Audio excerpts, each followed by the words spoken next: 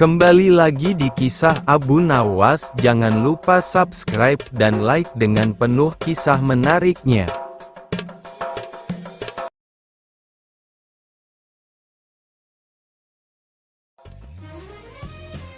Abu Nawas dan pesta Yahudi. Suatu hari Abu Nawas singgah di rumah kenalannya, seorang Yahudi. Di sana sedang berlangsung permainan musik. Banyak yang menonton sehingga suasananya meriah. Semua tamu yang datang terlibat dalam permainan musik itu, termasuk Abu Nawas yang baru saja masuk. Ada yang main kecapi, ada yang menari-nari, semua bersukaria. Demikian asyiknya permainan itu sampai menguras tenaga, karena makan waktu cukup lama. Dan ketika para tamu sudah pada kehausan, tuan rumah mengedarkan kopi kepada para hadirin. Masing-masing mendapat secangkir kopi. Ketika Abu Nawas hendak menghirup kopi itu, ia ditampar oleh si Yahudi. Namun karena larut dalam kegembiraan, hal itu tidak ia hiraukan, dan diangkatnya lagi cangkirnya. Tapi lagi-lagi ia ditampar. Ternyata tamparan yang diterima Abu Nawas malam itu cukup banyak sampai acara selesai sekitar pukul 2 dini hari. Di jalan, baru terpikir oleh Abu Nawas, jahat benar perangai Yahudi itu, main tampar aja. Minumnya seperti binatang. Kelakuan seperti itu tidak boleh dibiarkan berlangsung di Baghdad. Tapi apa dayaku hendak melarangnya? Ada satu akal. Esok harinya Abu Nawas menghadap Khalifah Harun al-Rasyid di istana. Tuanku, ternyata di negeri tuan ini ada suatu permainan yang belum pernah hamba kenal, sangat aneh. Di mana tempatnya? Tanya Baginda Khalifah. Di tepi hutan sana. Mari kita lihat, ajak Baginda. Baik, kata Abu Nawas.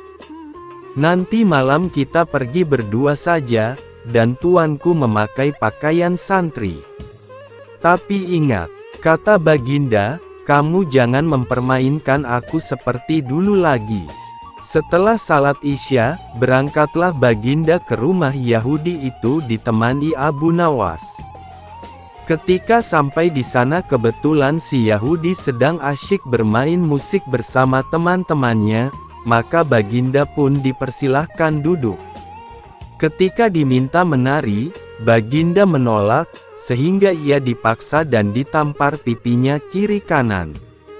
Sampai di situ Baginda baru sadar, ia telah dipermainkan Abu Nawas. Tapi apa daya, ia tidak mampu melawan orang sebanyak itu. Maka menarilah Baginda sampai peluh membasahi badannya yang gemuk itu. Setelah itu barulah diedarkan kopi kepada semua tamu. Melihat hal itu Abu Nawas keluar dari ruangan dengan alasan akan kencing, padahal ia langsung pulang. Biar Baginda merasakan sendiri peristiwa itu, karena salahnya sendiri tidak pernah mengetahui keadaan rakyatnya dan hanya percaya kepada laporan para menteri, pikir Abu Nawas. Tatkala hendak mengangkat cangkir kopi ke mulutnya, Baginda ditampar oleh Yahudi itu. Ketika ia hendak mengangkat lagi cangkir dengan piringnya, ia pun kena tampar lagi. Baginda diam saja, kemudian dilihatnya Yahudi itu minum seperti binatang, menghirup sambil ketawa-ketawa. Apa boleh buat, pikir Baginda, aku seorang diri, dan tak mungkin melawan Yahudi sebanyak itu. Larut malam Baginda pulang ke istana berjalan kaki seorang diri dengan hati yang amat dongkol. Merasa dipermainkan oleh Abu Nawas, dan dipermalukan di depan orang banyak. Alangkah kasihan diriku, gumamnya. Pagi harinya, begitu bangun tidur, Khalifah Harun al-Rasyid memerintahkan seorang pelayan istana untuk memanggil Abu Nawas. Hai Abu Nawas, baik sekali perbuatanmu malam tadi. Terima kasih kamu masukkan aku ke rumah Yahudi itu dan kamu tinggal aku seorang diri.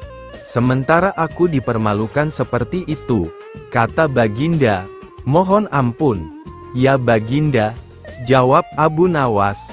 "Malam sebelumnya hamba telah mendapat perlakuan yang sama seperti itu. Apabila hal itu hamba laporkan secara jujur, pasti Baginda tidak akan percaya. Maka hamba bawa Baginda ke sana agar mengetahui dengan mata kepala sendiri perilaku rakyat yang tidak senonoh seperti itu." Baginda tidak dapat membantah ucapan Abu Nawas, lalu disuruhnya beberapa pengawal memanggil si Yahudi. "Hai, Yahudi, apa sebab kamu menamparkan aku tadi malam?" Baginda bertanya dengan sengit, "Dari mana kamu memperoleh cara minum seperti hewan?" "Ya Tuanku Syah Alam," jawab si Yahudi, "sesungguhnya hamba tidak tahu akan duli Syah Alam. Jika sekiranya hamba tahu, masa hamba berbuat seperti itu? Sebab itu hamba mohon ampun yang sebesar-besarnya. Sekarang terimalah pembalasanku," kata Baginda. Yahudi itu dimasukkan ke dalam penjara. Dan sejak itu diharamkan orang bermain serta minum seperti binatang. Mereka yang melanggar larangan itu dihukum berat. Membuat manusia bertelur. Sudah bertahun-tahun Baginda Raja Harun al-Rasyid ingin mengalahkan Abu Nawas. Namun perangkap-perangkap yang selama ini dibuat, semua bisa diatasi dengan cara-cara yang cemerlang oleh Abu Nawas. Baginda Raja tidak putus asa. Masih ada puluhan jaring muslihat yang telah disiapkannya untuk menjerat dan menghukum Abu Nawas. Baginda Raja beserta para menterinya sering mengunjungi tempat pemandian air hangat yang hanya dikunjungi para pangeran, bangsawan dan orang-orang terkenal. Pada suatu sore yang cerah ketika Yang Mulia Raja sedang mandi di kolam, ia berkata kepada para menterinya, "Aku punya akal untuk menjebak Abu Nawas," kata Baginda Raja dengan wajah yang ceria. "Apakah itu wahai Paduka yang mulia?" tanya salah seorang menteri. "Kalian tak usah tahu dulu. Aku hanya ingin kalian datang lebih dini besok sore. Jangan lupa, datanglah besok sebelum Abu Nawas datang karena aku akan mengundangnya untuk mandi bersama-sama kita," kata Baginda Raja memberi pengarahan. Baginda Raja memang sengaja tidak menyebutkan tipuan apa yang akan digelar besok. Abu Nawas pun diundang untuk mandi bersama Baginda Raja dan para menteri di pemandian air hangat yang terkenal itu. Keesokan harinya, Baginda Raja dan para menteri sudah datang lebih dahulu. Baginda membawa 19 butir telur ayam. 18 butir dibagikan kepada para menterinya, dan 1 butir lagi untuk dirinya sendiri. Kemudian Baginda memberi pengarahan singkat tentang apa yang telah direncanakannya untuk menjebak Abu Nawas. Ketika Abu Nawas datang, Baginda Raja beserta para menteri sudah berendam di kolam. Abu Nawas pun lalu melepas pakaian dan langsung ikut berendam. Abu Nawas berharap-harap cemas. Kira-kira permainan apa lagi yang akan dihadapinya? Mungkin permainan kali ini lebih berat karena Baginda Raja tidak memberi waktu untuk berpikir. Tiba-tiba Baginda Raja membuyarkan lamunan Abu Nawas. Beliau lalu berkata kepada Abu Nawas, "Hai Abu Nawas, aku mengundangmu mandi bersama karena ingin mengajak engkau ikut dalam permainan kami," kata Baginda Raja. "Permainan apakah itu Paduka yang mulia?" tanya Abu Nawas belum mengerti. "Kita sekali-kali melakukan sesuatu yang secara alami hanya bisa dilakukan oleh binatang.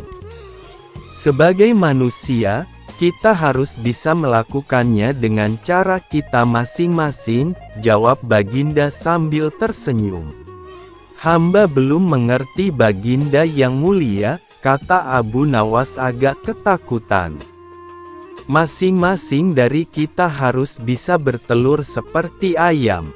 Dan barang siapa yang tidak bisa bertelur, maka ia harus dihukum, tegas Baginda. Abu Nawas tidak berkata apa-apa. Wajahnya nampak murung, lah semakin yakin dirinya tak akan bisa lolos dari lubang jebakan Baginda dengan mudah. Melihat wajah Abu Nawas murung, wajah Baginda Raja semakin berseri-seri. Nah sekarang apalagi yang kita tunggu? Kita menyelam lalu naik ke atas sambil menunjukkan telur kita masing-masing, perintah Baginda Raja. Baginda Raja dan para menteri pun mulai menyelam, kemudian naik ke atas satu persatu dengan membawa sebutir telur ayam. Abu Nawas masih di dalam kolam, lah tentu saja tidak sempat mempersiapkan telur karena ia memang tidak tahu kalau ia diharuskan bertelur seperti ayam. Kini Abu Nawas tahu kalau Baginda Raja dan para menteri telah mempersiapkan telur masing-masing satu butir. Karena belum ada seorang manusia pun yang bisa bertelur dan tidak akan pernah ada yang bisa. Karena dadanya mulai terasa sesak, Abu Nawas cepat-cepat muncul ke permukaan, dan kemudian naik ke atas. Baginda Raja langsung mendekati Abu Nawas. Abu Nawas nampak tenang, bahkan ia berlaku aneh. Tiba-tiba saja ia mengeluarkan suara seperti ayam jantan berkokok, keras sekali sehingga Baginda dan para menterinya merasa kaget dan heran. Ampun tuanku yang mulia, hamba tidak bisa bertelur seperti Baginda dan para menteri, kata Abu Nawas sambil membungkuk hormat. Kalau begitu engkau harus dihukum, kata Baginda Raja bangga. Tunggu dulu wahai tuanku yang mulia, kata Abu Nawas memohon. Apalagi wahai Abu Nawas, tanya Baginda tidak sabar. Paduka yang mulia, sebelumnya izinkan hamba membela diri. Sebenarnya kalau hamba mau bertelur, hamba tentu mampu. Tetapi hamba merasa menjadi ayam jantan maka hamba tidak bertelur. Hanya ayam betina saja yang bisa bertelur. Kukuruyuk, kata Abu Nawas sambil membusungkan dada. Baginda Raja tidak bisa berkata apa-apa. Wajah Baginda dan para menteri yang semula ceria penuh kemenangan kini mendadak berubah menjadi merah padam karena malu. Sebab mereka dianggap ayam betina. Abu Nawas memang cerdik. Karena merasa malu, Baginda Raja Harun al-Rasyid dan para menteri pun segera berpakaian dan kembali ke istana tanpa mengucapkan sepatah kata pun. Memang Abu Nawas banyak akalnya dan telah diakui oleh para ilmuwan sebagai ahli mantik atau ilmu logika. Gampang saja baginya untuk membolak-balikkan dan mempermainkan kata-kata guna menjatuhkan mental lawan-lawannya. Sebuah tebakan jitu. Suatu hari, Baginda Raja Harun al-Rasyid terlihat murung. Semua menterinya tidak ada yang sanggup menemukan jawaban dari dua pertanyaan Baginda. Bahkan para penasihat kerajaan pun merasa tidak mampu memberi penjelasan yang memuaskan Baginda. Padahal Baginda sendiri ingin mengetahui jawaban yang sebenarnya.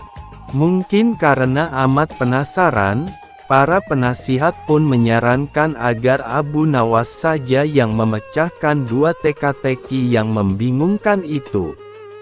Tidak begitu lama Abu Nawas pun dihadapkan. Baginda mengatakan bahwa akhir-akhir ini ia sulit tidur karena diganggu oleh keingintahuan menyingkap dua rahasia alam. Tuanku yang mulia, rahasia alam manakah yang tuanku maksud? Tanya Abu Nawas penasaran. Aku memanggilmu untuk menemukan jawaban dari dua teka-teki yang selama ini menggoda pikiranku, kata Baginda. Dapatkah hamba memecahkan kedua teka-teki itu, tuanku? Tanya Abu Nawas yang mulai khawatir. Pertama, di manakah sebenarnya batas alam semesta yang diciptakan oleh Tuhan kita? Tanya Baginda. Di dalam pikiran wahai Paduka yang mulia, jawab Abu Nawas tanpa sedikit pun perasaan ragu. Tuanku yang mulia, ketidakterbatasan itu muncul karena adanya keterbatasan, dan keterbatasan itu ditanamkan oleh Tuhan di dalam otak manusia. Maka dari itu manusia tidak akan pernah tahu di mana batas jagat raya ini. Sesuatu yang terbatas tentu tak akan mampu mengukur sesuatu yang tidak terbatas, lanjut Abu Nawas. Baginda mulai tersenyum karena merasa puas mendengar penjelasan Abu Nawas yang masuk akal. Kemudian Baginda melanjutkan teka-teki yang kedua. Wahai Abu Nawas, manakah yang lebih banyak jumlahnya? Bintang-bintang di langit ataukah ikan-ikan di laut? Tanya Baginda. Ikan-ikan di laut, jawab Abu Nawas dengan tangkas. Bagaimana kau bisa langsung memutuskan begitu? Apakah engkau pernah menghitung jumlah mereka? Tanya Baginda heran. Paduka yang mulia, bukankah kita semua tahu bahwa ikan-ikan itu setiap hari ditangkapi dalam jumlah besar? Namun walaupun begitu, jumlah mereka tetap banyak seolah-olah tidak pernah berkurang karena saking banyaknya. Sementara bintang-bintang itu tidak pernah rontok, jumlah mereka juga banyak, jawab Abu Nawas meyakinkan. Seketika itu rasa penasaran yang selama ini menghantui Baginda sirna tak berbekas. Baginda Raja Harun al-Rasyid pun memberi hadiah kepada Abu Nawas dan istrinya berupa uang yang cukup banyak. Mengambil mahkota dari surga. Tidak seperti biasa hari itu Baginda tiba-tiba ingin menyamar menjadi rakyat biasa. Beliau ingin menyaksikan kehidupan di luar istana tanpa sepengetahuan siapapun agar lebih leluasa bergerak. Baginda mulai keluar istana dengan pakaian yang amat sederhana layaknya seperti rakyat jelata. Di sebuah perkampungan beliau melihat beberapa orang berkumpul. Setelah Baginda mendekat, ternyata seorang ulama sedang menyampaikan kuliah tentang alam barzah. Tiba-tiba ada seorang yang datang dan bergabung di situ, bertanya kepada ulama itu. Kami menyaksikan orang kafir pada suatu waktu dan mengintip kuburnya, tetapi kami tiada mendengar mereka berteriak dan tidak pula melihat penyiksaan-penyiksaan yang katanya sedang dialaminya. Maka bagaimana cara membenarkan sesuatu yang tidak sesuai dengan yang dilihat mata? Tanya orang itu. Ulama itu berpikir sejenak kemudian ia berkata, untuk mengetahui yang demikian itu harus dengan panca indera yang lain. Ingatkan kamu dengan orang yang sedang tidur. Dia kadangkala bermimpi dalam tidurnya digigit ular, diganggu dan sebagainya, juga merasa sakit dan takut ketika itu, bahkan memekik dan keringat bercucuran pada keningnya, merasakan hal semacam itu seperti ketika tidak tidur. Sedangkan engkau yang duduk di dekatnya menyaksikan keadaannya seolah-olah tidak ada apa-apa, padahal apa yang dilihat serta dialaminya adalah dikelilingi ular-ular. Maka jika masalah mimpi yang remeh saja sudah tidak mampu mata lahir melihatnya, mungkinkah engkau bisa melihat apa yang terjadi di alam barzah? Jelas sang ularna. Baginda Raja terkesan dengan penjelasan ulama itu.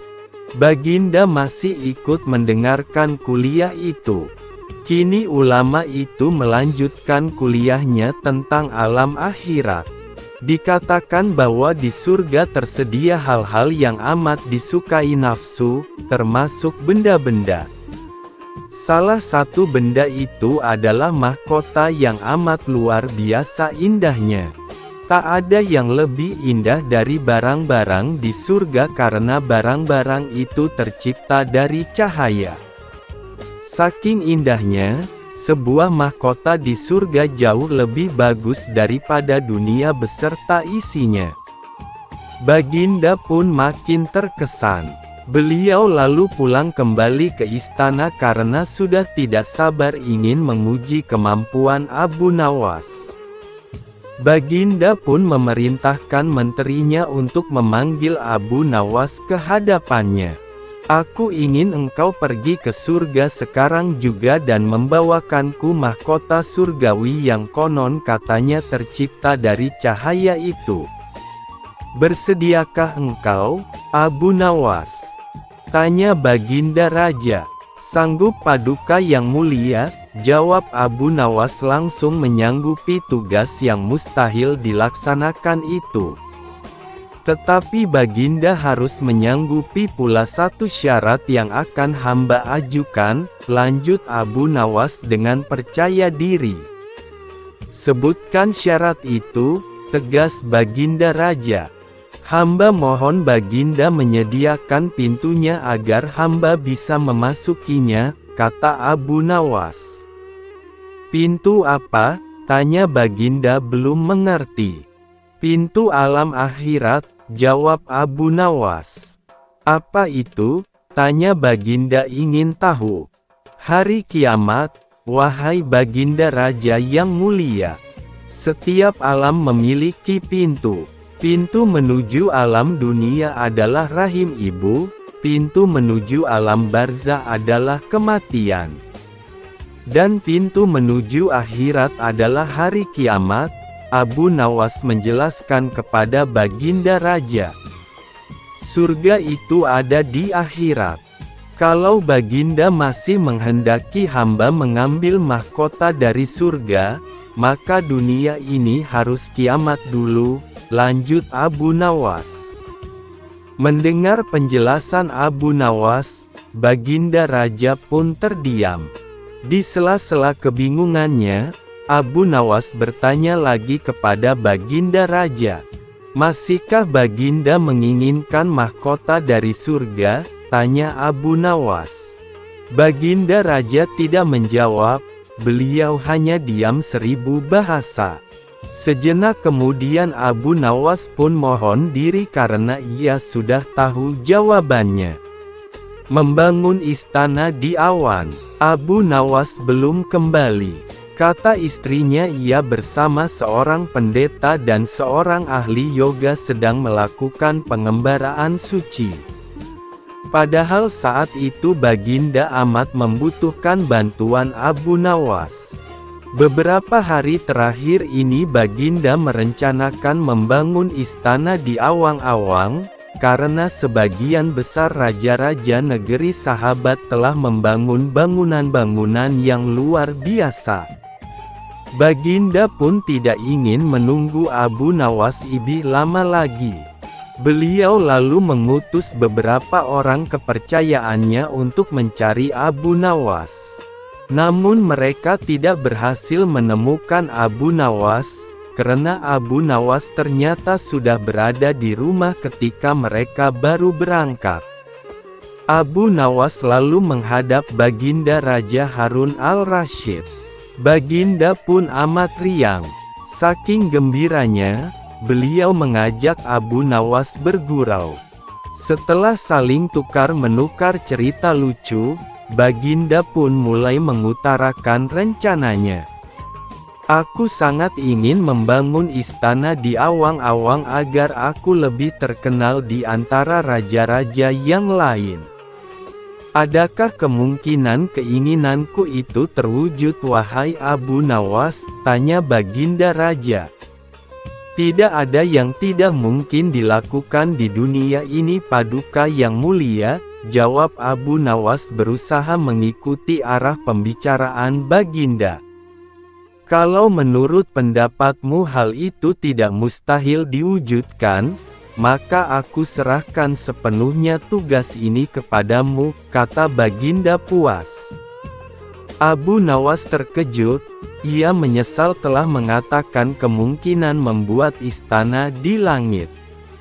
Namun nasi telah menjadi bubur, kata-kata yang telah didengar Baginda tidak dapat ditarik kembali. Baginda memberi waktu Abu Nawas beberapa minggu. Rasanya tak ada yang lebih berat bagi Abu Nawas kecuali tugas yang diembannya sekarang. Jangankan membangun istana di langit, membangun sebuah gubuk kecil pun sudah merupakan hal yang mustahil dikerjakan. Hanya Tuhan saja yang mampu melakukannya, gumam Abu Nawas. Hari-hari berlalu seperti biasa. Tak ada yang dikerjakan Abu Nawas kecuali memikirkan bagaimana membuat Baginda merasa yakin kalau yang dibangun itu benar-benar istana di langit. Seluruh ingatannya dikerahkan dan dihubung-hubungkan. Abu Nawas bahkan berusaha menjangkau masa kanak-kanaknya. Sampai ia ingat bahwa dulu ia pernah bermain layang-layang. Dan inilah yang membuat Abu Nawas girang. Abu Nawas tidak menyia-nyiakan waktu lagi, bersama beberapa kawannya merancang layang-layang raksasa berbentuk persegi 4. Setelah rampung, Abu Nawas lalu melukis pintu-pintu, jendela-jendela dan omamen-omamen lainnya. Ketika semuanya selesai, Abu Nawas dan kawan-kawan menerbangkan layang-layang raksasa itu dari suatu tempat yang dirahasiakan. Begitu layang-layang raksasa berbentuk istana itu mengapung di angkasa, penduduk negeri gempar, Baginda Raja pun girang bukan kepalang. Benarkah Abu Nawas berhasil membangun istana di langit? Dengan tidak sabar, beliau didampingi beberapa orang pengawal bergegas menemui Abu Nawas. Abu Nawas pun berkata dengan bangga, "Paduka yang mulia, istana pesanan Paduka telah rampung," kata Abu Nawas merendah. "Hebat sekali engkau, Abu Nawas," kata sang raja memuji Abu Nawas. "Terima kasih Baginda yang mulia," kata Abu Nawas. "Lalu bagaimana caranya aku ke sana?" tanya Baginda. "Dengan tambang Paduka yang mulia," jawab Abu Nawas dengan tenang. "Kalau begitu siapkan tambang itu sekarang. Aku ingin segera melihat istanaku dari dekat," kata Baginda tidak sabar. "Maafkan hamba Paduka yang mulia. Hamba kemarin lupa memasang tambang itu, sehingga seorang kawan hamba tertinggal di sana dan tidak bisa turun," kata Abu Nawas mulai berkelit. "Bagaimana denganmu, Abu Nawas? Dengan apa engkau turun ke bumi?" tanya Baginda. "Dengan menggunakan sayap Paduka yang mulia," jawab Abu Nawas dengan bangga. "Kalau begitu buatkan aku sayap supaya aku bisa terbang ke sana," kata Baginda. "Paduka yang mulia, sayap itu hanya bisa diciptakan dalam mimpi," kata Abu Nawas menjelaskan. "Engkau berani mengatakan aku gila sepertimu?" tanya Baginda sambil melotot. "Ya, Baginda, kurang lebih seperti itu," jawab Abu Nawas tangkas. "Apa maksudmu?" tanya Baginda lagi. Baginda sendiri tahu bahwa membangun istana di awang-awang adalah pekerjaan yang mustahil dilaksanakan. Tetapi Baginda tetap menyuruh hamba mengerjakannya. Sedangkan hamba juga tahu bahwa pekerjaan itu mustahil dikerjakan. Tetapi hamba tetap menyanggupi titah Baginda yang tidak masuk akal itu, kata Abu Nawas berusaha menjelaskan kepada Baginda Raja. Sebenarnya siapa di antara kita yang gila? Tanya Baginda mulai jengkel. Saya rasa kami berdua gila, Yang Mulia, jawab Abu Nawas tanpa keraguan. Tanpa menoleh ke belakang, Baginda Raja kembali ke istana ditemani oleh para pengawalnya. Abu Nawas berdiri sendiri sambil menatap ke arah istana yang melayang di angkasa. Abu Nawas dan harimau berjenggot.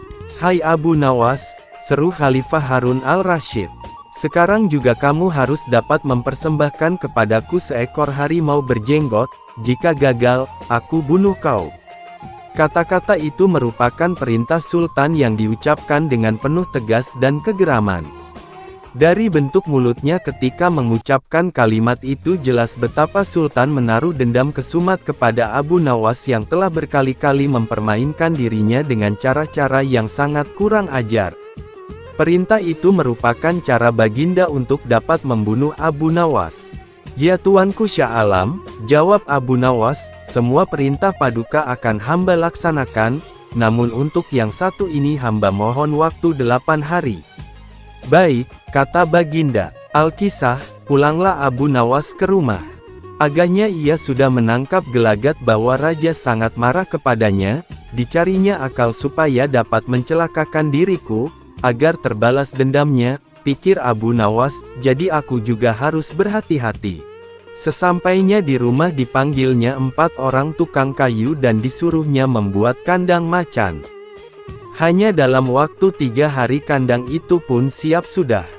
Kepada istrinya ia berpesan agar menjamu orang yang berjenggot yang datang ke rumah. Apabila Adinda dengar Kakanda mengetuk pintu kelak, suruh dia masuk ke dalam kandang itu, kata Abu Nawas sambil menunjuk kandang tersebut, lah kemudian bergegas pergi ke musala dengan membawa sajadah. Baik, kata istrinya. Hai Abu Nawas, tumben kamu salat di sini? Bertanya imam dan penghulu musala itu. Sebenarnya saya mau menceritakan hal ini kepada orang lain, tapi kalau tidak kepada tuan penghulu kepada siapa lagi saya mengadu, jawab Abu Nawas.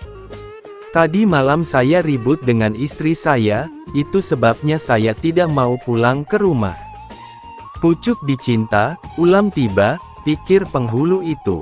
Kubiarkan Abu Nawas tidur di sini dan aku pergi ke rumah Abu Nawas menemui istrinya. Sudah lama aku menaruh hati kepada perempuan cantik itu. Hai Abu Nawas, kata si penghulu, bolehkah aku menyelesaikan perselisihan dengan istrimu itu? Silakan, jawab Abu Nawas. Hamba sangat berterima kasih atas kebaikan hati tuan. Maka pergilah penghulu ke rumah Abu Nawas dengan hati berbunga-bunga, dan dengan wajah berseri-seri diketuknya pintu rumah Abu Nawas. Begitu pintu terbuka ia langsung mengamit istri Abu Nawas dan diajak duduk bersanding. Hai Adinda, katanya, apa gunanya punya suami jahat dan melarat, lagi pula Abu Nawas hidupnya tak karuan. Lebih baik kamu jadi istriku, kamu dapat hidup senang dan tidak kekurangan suatu apa. Baiklah kalau keinginan tuan demikian, jawab istri Abu Awas. Tak berapa lama kemudian terdengar pintu diketuk orang, ketukan itu membuat penghulu belingsatan, kemana aku harus bersembunyi ia bertanya kepada nyonya rumah. Tuan penghulu, jawab istri Abu Nawas, silahkan bersembunyi di dalam kandang itu. Ia lalu menunjuk kandang yang terletak di dalam kamar Abu Nawas. Tanpa pikir panjang lagi penghulu itu masuk ke dalam kandang itu dan menutupnya dari dalam, sedangkan istri Abu Nawas segera membuka pintu, sambil menengok ke kiri kanan. Abu Nawas masuk ke dalam rumah. "Hai Baginda, apa yang ada di dalam kandang itu?" tanya Abu Nawas. "Tidak ada apa-apa," jawab istrinya. "Apa putih-putih itu?" tanya Abu Nawas, lalu dilihatnya penghulu itu gemetar karena malu dan ketakutan. Setelah 8 hari Abu Nawas memanggil 8 kuli untuk memikul kandang itu ke istana. Di Baghdad orang gempar ingin melihat harimau berjenggot. Seumur hidup, jangankan melihat, mendengar harimau berjenggot pun belum pernah. Kini Abu Nawas malah dapat seekor. Mereka terheran-heran akan kehebatan Abu Nawas. Tetapi begitu dilihat penghulu di dalam kandang, mereka tidak bisa bilang apa-apa selain mengiringi kandang itu sampai ke istana hingga menjadi arak-arakan yang panjang. Si penghulu malu bukan main, arang di muka kemana hendak disembunyikan. Tidak lama kemudian sampailah iring-iringan itu ke dalam istana. "Hai Abu Nawas, apa kabar?" tanya Baginda Sultan. "Apa kamu sudah berhasil mendapatkan harimau berjenggot?" "Dengan berkat dan doa tuanku, alhamdulillah hamba berhasil," jawab Abu Nawas. Maka dibawalah kandang itu ke hadapan Baginda. Ketika Baginda hendak melihat harimau tersebut, si penghulu memalingkan mukanya ke arah lain dengan muka merah padam karena malu, akan tetapi kemanapun ia menoleh, ke situ pula Baginda memelototkan matanya. Tiba-tiba Baginda menggeleng-gelengkan kepala dengan takjub, sebab menurut penglihatan beliau yang ada di dalam kandang itu adalah penghulu musala. Abu Nawas buru-buru menimpali, "Ya tuanku, itulah harimau berjenggot." Tapi Baginda tidak cepat tanggap, beliau termenung sesaat. Kenapa penghulu dikatakan harimau berjenggot? Tiba-tiba Baginda bergoyang ke kiri dan ke kanan seperti orang berdoa. "Hem, oh penghulu. Ya tuanku Syah Alam," kata Abu Nawas, "perlukah hamba memberitahukan kenapa hamba dapat menangkap harimau berjenggot ini di rumah hamba sendiri?" Ya, ujar Baginda sambil menoleh ke kandang itu dengan mata berapi-api. "Ya aku maklum sudah." Bukan main murka Baginda kepada penghulu itu, sebab ia yang semestinya menegakkan hukum, ia pula yang melanggarnya. Ia telah berkhianat. Baginda segera memerintahkan punggawa mengeluarkan penghulu dari kandang dan diarak keliling pasar setelah sebelumnya dicukur segi 4, agar diketahui oleh seluruh rakyat betapa aibnya orang yang berkhianat. Abu Nawas dan kisah 6 ekor lembu yang pandai bicara. Pada suatu hari, Sultan Harun al-Rasyid memanggil Abu Nawas menghadap ke istana. Kali ini Sultan ingin menguji kecerdikan Abu Nawas. Sesampainya di hadapan Sultan, Abu Nawas pun menyembah. Dan Sultan bertitah, "Hai, Abu Nawas, aku menginginkan 6 ekor lembu berjenggot yang pandai bicara. Bisakah engkau mendatangkan mereka dalam waktu seminggu? Kalau gagal, akan aku penggal lehermu." "Baiklah, tuanku Syah Alam, hamba junjung tinggi titah tuanku." Semua punggawa istana yang hadir pada saat itu, berkata dalam hati, "Mampuslah kau Abu Nawas." Abu Nawas bermohon diri dan pulang ke rumah. Begitu sampai di rumah, ia duduk berdiam diri merenungkan keinginan Sultan. Seharian ia tidak keluar rumah, sehingga membuat tetangga heran, lah baru keluar rumah persis setelah seminggu. Kemudian, yaitu batas waktu yang diberikan sultan kepadanya.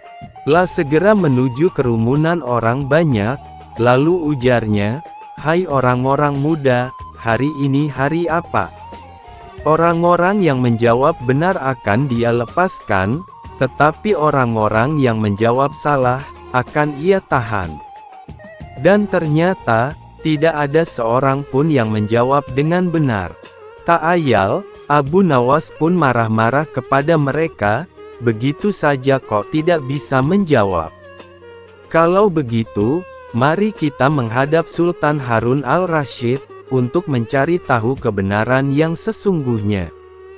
Keesokan harinya, balairung istana Baghdad dipenuhi warga masyarakat yang ingin tahu kesanggupan Abu Nawas membawa 6 ekor lembu berjenggot. Sampai di depan Sultan Harun al-Rasyid, ia pun menghaturkan sembah dan duduk dengan hikmat. Lalu, Sultan berkata, "Hai Abu Nawas, mana lembu berjenggot yang pandai bicara itu?" Tanpa banyak bicara, Abu Nawas pun menunjuk ke 6 orang yang dibawanya itu, "Inilah mereka, Tuanku Syah Alam." "Hai, Abu Nawas, apa yang kau tunjukkan kepadaku itu?" "Ya, Tuanku Syah Alam, tanyalah pada mereka hari apa sekarang," jawab Abu Nawas. Ketika Sultan bertanya, ternyata orang-orang itu memberikan jawaban berbeda-beda. Maka berujarlah Abu Nawas, "Jika mereka manusia, tentunya tahu hari ini hari apa. Apalagi jika tuanku menanyakan hari yang lain, akan tambah pusinglah mereka. Manusia atau hewankah mereka ini? Inilah lembu berjenggot yang pandai bicara itu, tuanku." Sultan heran melihat Abu Nawas pandai melepaskan diri dari ancaman hukuman. Maka Sultan pun memberikan hadiah 5.000 dinar kepada Abu Nawas. Abu Nawas dan mimpi indah seorang pendeta dan seorang rahib berencana memperdayai Abu Nawas. Rencana pun disusun rapi dan mereka segera bertandang ke rumah Abu Nawas yang disambut baik oleh yang punya rumah. "Kami ingin mengajakmu melakukan pengembaraan suci, wahai Abu Nawas. Kami berharap engkau tidak keberatan dan dapat bergabung bersama kami," ujar si rahib sambil melirik pada kawan di sebelahnya. "Dengan senang hati aku akan ikut." "Kapan rencananya?" tanya Abu Nawas. "Besok pagi," ujar si pendeta gembira. "Baiklah, kita bertemu di warung teh besok," ujar Abu Nawas. Demikianlah keesokan harinya Abu Nawas beserta 2 orang yang mengajaknya ini berangkat bersama. Mereka berpakaian dengan cara yang khas. Abu Nawas dengan pakaian sufi, si pendeta dengan baju kebesarannya, dan si rahib dengan pakaian keagamaannya. Di tengah perjalanan mereka bertiga mulai merasa lapar. "Hai Abu Nawas, karena kita sudah lapar dan kebetulan kita tidak membawa bekal, ada baiknya engkau mengumpulkan derma untuk membeli makanan bagi kita bertiga. Kami berdua akan melakukan kebaktian," ujar si pendeta. Tanpa berpikir panjang, Abu Nawas langsung beranjak pergi mencari dan mengumpulkan derma dari satu dusun ke dusun yang lain. Setelah dirasa derma yang diterima mencukupi, Abu Nawas langsung membeli makanan yang cukup untuk mereka bertiga. Abu Nawas pun kembali kepada 2 temannya yang tengah melakukan kebaktian. "Mari kita bagi makanan ini sekarang juga," ujar Abu Nawas yang memang sudah sangat lapar. Jangan dibuka sekarang, karena kami sedang berpuasa," ujar sang rahib. "Tapi aku hanya akan mengambil bagianku saja. Sedang bagian kalian terserah kalian," ujar Abu Nawas. "Aku tidak setuju. Kita harus seiring seirama dalam berbuat apapun," ujar si pendeta. "Betul, aku juga tidak setuju. Karena waktu makanku besok pagi," ujar si rahib yang ahli yoga menimpali. Tentu saja Abu Nawas sangat gusar mendengar pernyataan kedua orang itu.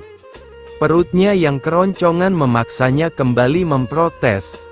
Bukankah aku yang kalian suruh mencari derma dan sudah kukumpulkan derma itu dan sekarang telah kubelikan makanan? Mengapa kalian tidak mengizinkan aku mengambil bagianku sendiri? Sungguh tidak masuk akal, ujar Abu Nawas memprotes. Namun dua orang itu tetap teguh pada pendiriannya sekalipun Abu Nawas dengan segala macam cara menjelaskan tetap saja si rahib dan pendeta bergeming.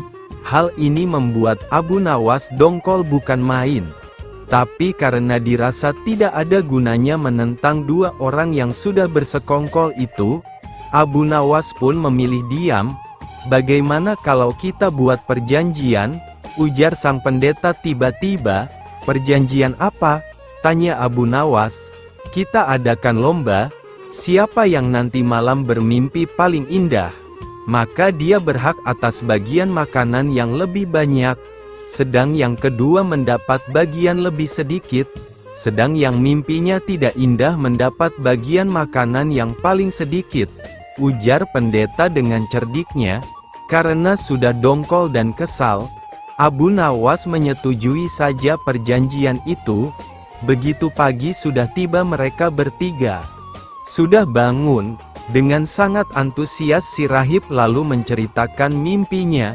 Luar biasa, semalam aku bermimpi indah sekali. Aku memasuki sebuah taman yang mirip sekali dengan nirwana. Aku merasakan suatu kenikmatan dan keindahan yang belum pernah kurasakan seumur hidupku. Ujar rahib dengan gembiranya. Mimpimu sangat menakjubkan saudara rahib. Sangat menakjubkan, ujar si pendeta dengan agak berlebihan.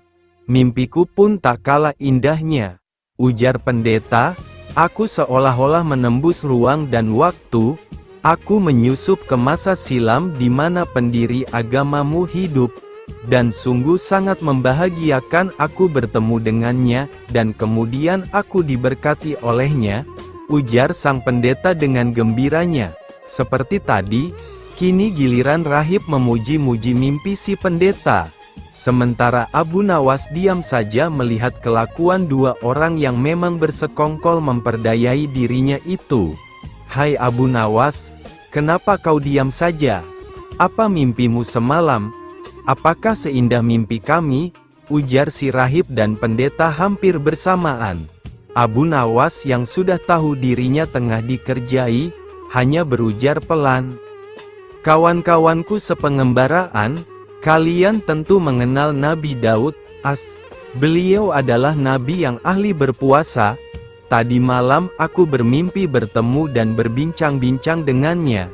Beliau menanyakan apakah aku berpuasa atau tidak. Karena aku belum makan dari pagi, maka aku bilang saja bahwa aku berpuasa. Tidak tahunya beliau menyuruhku berbuka karena hari sudah malam. Tentu saja aku tidak berani membantah perintah seorang nabi. Makanya aku bangun dan langsung menghabiskan semua makanan, ujar Abu Nawas dengan santainya. Abu Nawas dan nazar seorang saudagar. Hai istriku, sebaiknya kita bernazar kepada Allah, kata seorang saudagar kepada istrinya. Jika kita diberi anak laki-laki, aku akan memotong kambing yang besar dan lebar tanduknya sejengkal, kemudian dagingnya kita sedekahkan kepada fakir miskin.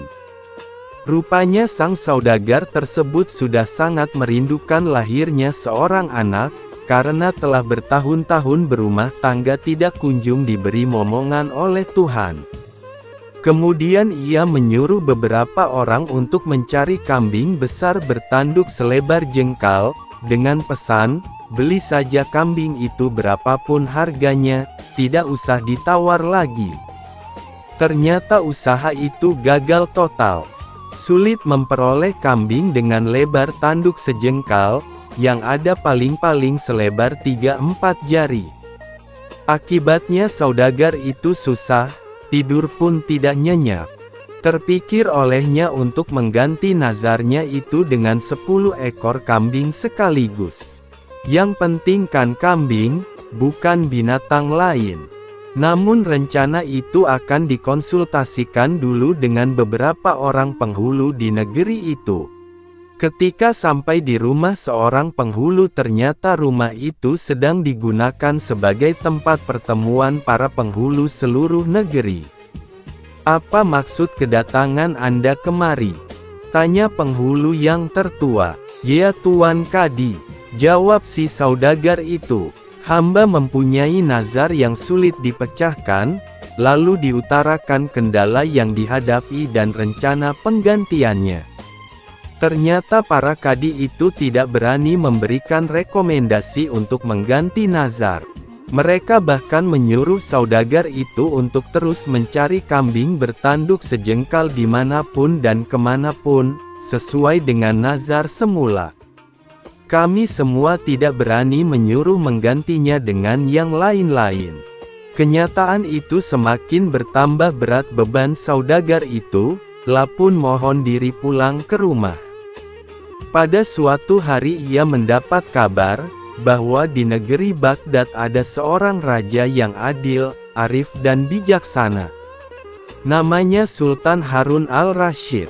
Maka ia pun pasang niat menghadap Sultan ke Baghdad. Sesampai di sana kebetulan Baginda sedang duduk di balairung bersama beberapa orang menteri. "Hai orang muda, engkau berasal dari mana?" tanya Baginda setelah melihat kedatangan saudagar muda ini.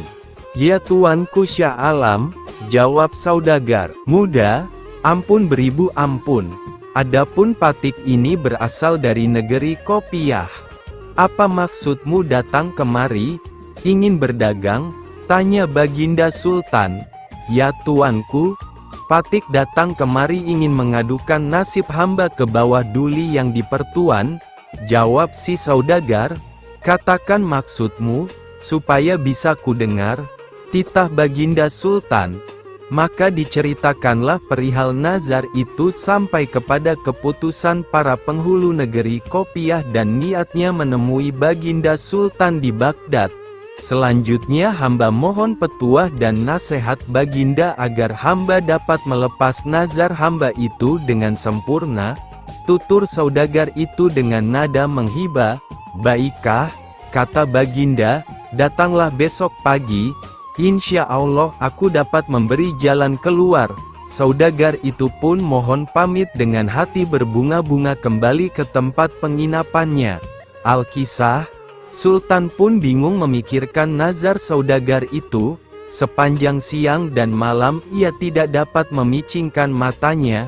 Dengan apa nazar itu akan dibayar bila kambing bertanduk sejengkal tidak didapat juga?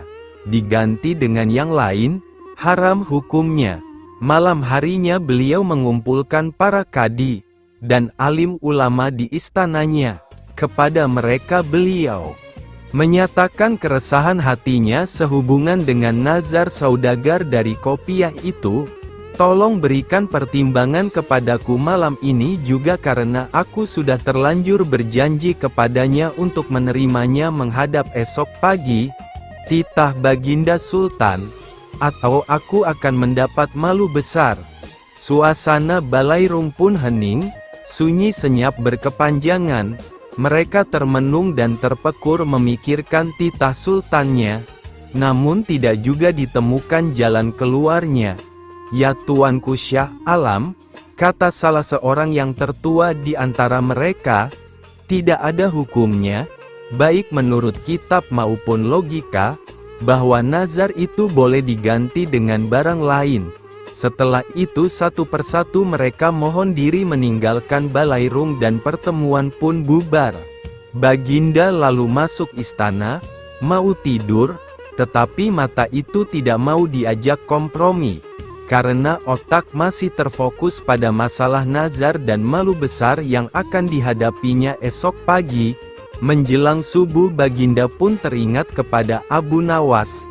Tidak ada manusia yang dapat memutuskan hal ini selain Abu Nawas, pikir Baginda dengan sukacita.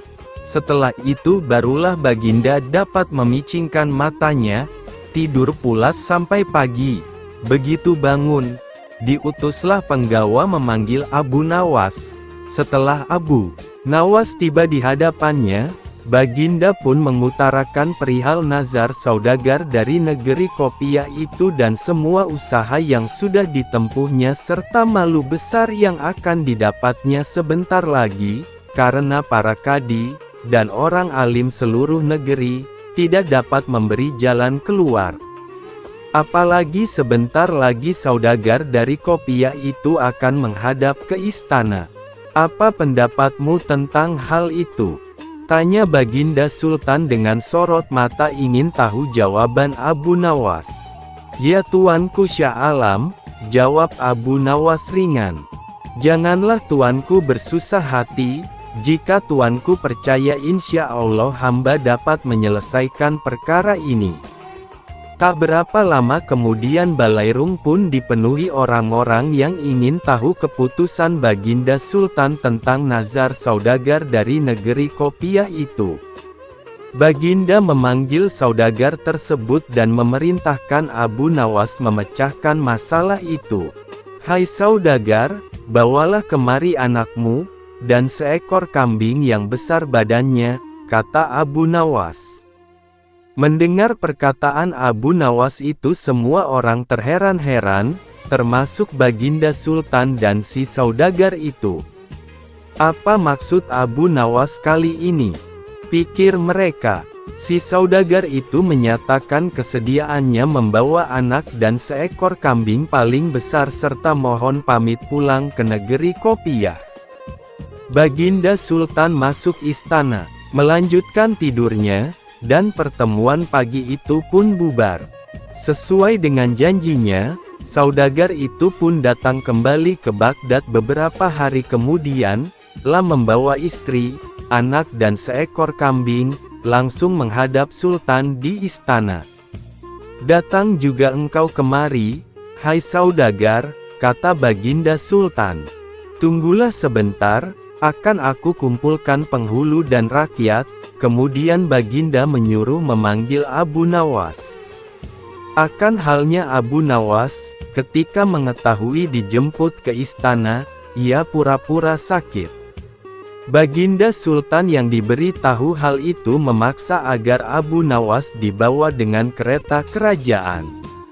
Maka berangkatlah Abu Nawas ke istana dengan mengendarai kereta kencana yang ditarik 2 ekor kuda. Mengapa kamu terlambat datang kemari? Tanya Baginda Sultan. Ya tuanku, Patik terlambat datang karena Patik sakit kaki, jawab Abu Nawas. Hai Abu Nawas, kata Sultan. Saat ini telah datang kemari saudagar itu bersama istri, anak dan seekor kambing yang besar badannya. Coba selesaikan masalah ini dengan baik. Baiklah, kata Abu Nawas, akan hamba selesaikan masalah ini. Bukan main senang hati Baginda mendengar jawaban itu. Abu Nawas menarik kambing dan anak saudagar itu. Jari tangan kiri anak tersebut dijengkalkan ke tanduk kambing dan ternyata sama panjangnya.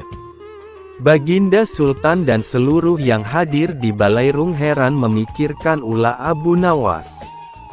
Ya tuanku, hamba mohon ampun, kata Abu Nawas. Jika hamba tidak salah ingat, saudagar itu mengatakan bahwa lebar tanduk kambing itu sejengkal. Karena yang dinazarkan anak ini, jari anak inilah yang hamba jengkalkan ke tanduk kambing itu, dan ternyata pas benar. Jadi kambing ini boleh disembelih untuk membayar nazar. Itulah pendapat hamba.